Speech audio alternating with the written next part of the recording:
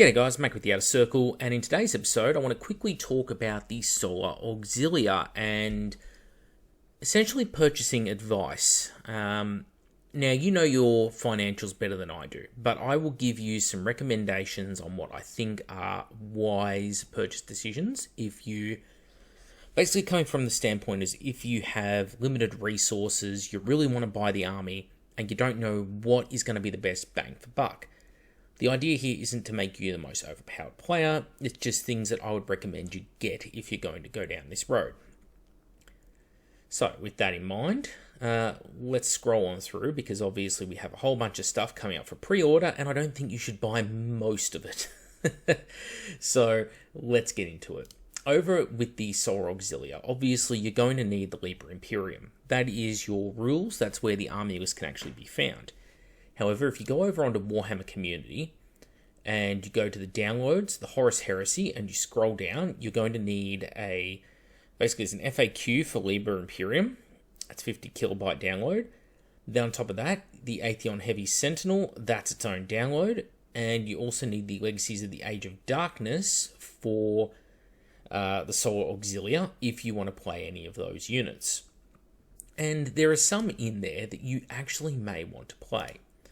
So while that's loading up, over here at the main list, you'll see there's a whole host of different units, and you'll probably think to yourself, wow, this is a lot to pick from.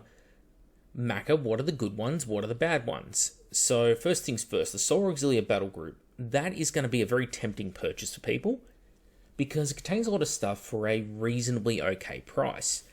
But, and I have to say but here, the Dracosan is a useless unit in this edition, and I don't really think it's worth anything. If you're going to get a transport vehicle, you probably want to be looking more at the Aurochs this edition. So the Aurochs is pretty much a Rhino, stats-wise, very similar to a Rhino, and it's the better transport than the Dracosan. Dracosan's just so expensive, so large, although it can move big groups of soldiers around. If it does explode, it's going to kill pretty much everyone in that big group, because you're going to roll a dice for every single model. Not 2 up, they're wounded, no saves, no feel no pain, no nothing, just dead. So not ideal for the Solar Auxilia.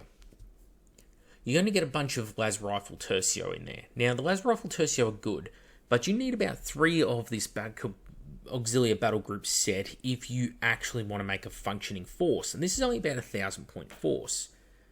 It's going to give you 3 20-man squads or 6 10-man Las Rifle squads.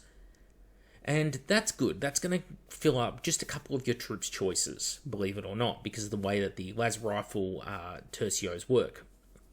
It's going to give you the Atheon Heavy Sentinel, which is not a great unit. It's not terrible, but it's definitely nothing to write home about. But the unit that's going to give you that's number 1 is the Leman Russ. So the Leman Russ, and you can see it in the Sunday previews, you're getting more of them. Namely, you want to be looking at essentially one of 3 versions of the Leman Russ. Either the Volkite version, which is going to give you saturation firepower, but it's not a great AP. You're looking at the Plasma variant, which is going to give you some pretty hard-hitting plasma shots over a pretty decent distance, or obviously the Vanquisher version. Essentially, all the other versions of this vehicle, whether it's armored demolisher cannon, battle cannon, auto cannons, las cannons, they're all rather underwhelming, so don't waste your money on those, and hey, magnetize it if you can so you can play multiple variants. Don't waste your money on dice. Don't waste your money on flyers. None of their flyers are particularly good. Flyers are not super common this edition.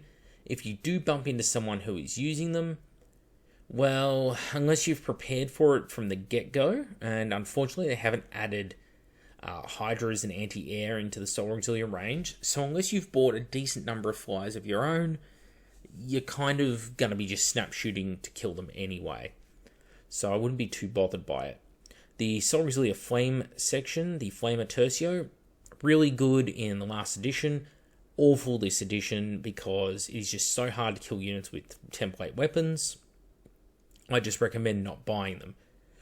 Castellax Battle Automata, probably worth avoiding, despite claims to the contrary. Rapiers can be made to work. The problem with the rapiers, though, is you really want to be running laser destroyer rapiers if you can. The multi-laser just doesn't have enough shots compared to other weapons this edition. Heavy bolters got more shots, they got better. And obviously the Marines have the graviton, which is the best pattern of rapier. And the quad launcher is a lot weaker than it previously was. If you can get shatter shells, that's great. But I wouldn't be going out of my way to buy either of those units. Termite has a place. That place, though, is with certain allied units in the force. If they have, say, some sort of haywire weapon that you can pop this vehicle up and use to destroy an important enemy armoured target, great. If not, I wouldn't bother with it. Solar Auxilia tank crews, although they look really cool, Solar Auxilia tank crews suffer from the fact that their weapons all suck and you're paying points for upgrades that are not very good because they don't provide you with enough power to justify the points you're spending. Remember, half the shots are going to miss. Your ballistic skill isn't high enough. And in night fight situations, that's going to get worse. And you're going to be hitting with only 1/3 of the shots with weapons that everyone else is going to get very, very easy saves against. They don't have high enough strength to really hurt vehicles. They don't have enough AP to cause damage that would matter to those vehicles. And they don't have enough strength or AP to really hurt the sort of units you're going to come across. The Surgeon General, Primus Ovos Joven, he is pretty underwhelming this edition. Feel No Pain is in general not great for the Solar Auxilia, but if you buy the set, it does give you essentially 3 medics that you can just spread throughout the army through your tercios if you're that way inclined, so it's not a terrible purchase idea. The Arcurium Pattern Stormblade, essentially all of the super heavy vehicles for the Solar Auxilia are terrible, and I would urge you to avoid them at pretty much all costs. That's just the way things have gone this edition. Over here in our legacies, as we're scrolling through, we do get to see a lot of these units popping up. The main ones that we want to sort of look at are the Carnodons and the Aurochs. So the Carnodons in particular here essentially is giving you a Predator battle tank with slightly reduced hull points, slightly reduced front armor, but you can take either a lot of Volkites or a lot of las cannons. And they're twin-linked las cannons on that main turret. Now, the twin-linked las cannons on the sponsons and the main gun, that's going to take you into the 105 points territory. That's actually pretty cheap. It's pretty cheap. So I think it's actually one of the more worthwhile units. So that is the Carnodon here. They're also a fast attack option, if I remember correctly. Yes, fast attack option. So they're not competing with the heavier armor in your force. So it's a great way to get extra firepower in there without having to take a bunch more Leman Russ tanks. So if you're going to go down the route of Leman Russ and you think, you know what, I think the Vanquisher is the OP option and I don't really want to be getting a bunch of that, I'm going to use maybe Plasma or the Volkite version, then I would say take a bunch of Carnodons and, if you can, don't squadron them. Squadrons are slightly cheaper per vehicle, 5 points saved on every vehicle after the first, but any damage that occurs for whatever reason in vehicle squadrons, unlike, say, Dreadnought Talons, it will flow over onto the next vehicle. So it's a great way to just ensure the destruction of all of your vehicles by running them in squadrons, as well as the very close proximity they have to maintain, and the fact that, they got to target the same stuff, and it's awful. All round awful. So Carnodons get a tick, Aurochs gets a tick, Surgeon General gets a tick, and the battle group gets a tick, with the caveat that you're wasting your money if you're buying the Dracosan. Going further down the list, obviously the Medusa and Basilisk. This is being updated to a plastic kit, and it's a really nice looking kit, looks gorgeous. I won't argue that point. I personally think it looks great. Not entirely my taste for the Solar Augs, but it's a beautiful vehicle.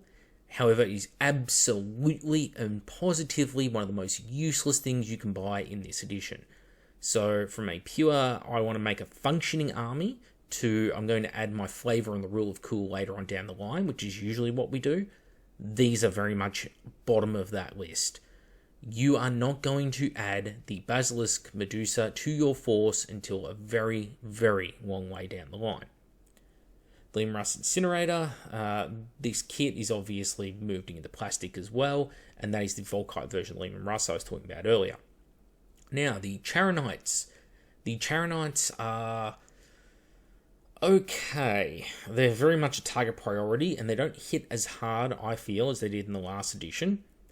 But they are worthwhile taking if you can get them into your force. The problem is they're a lot harder to transport this edition.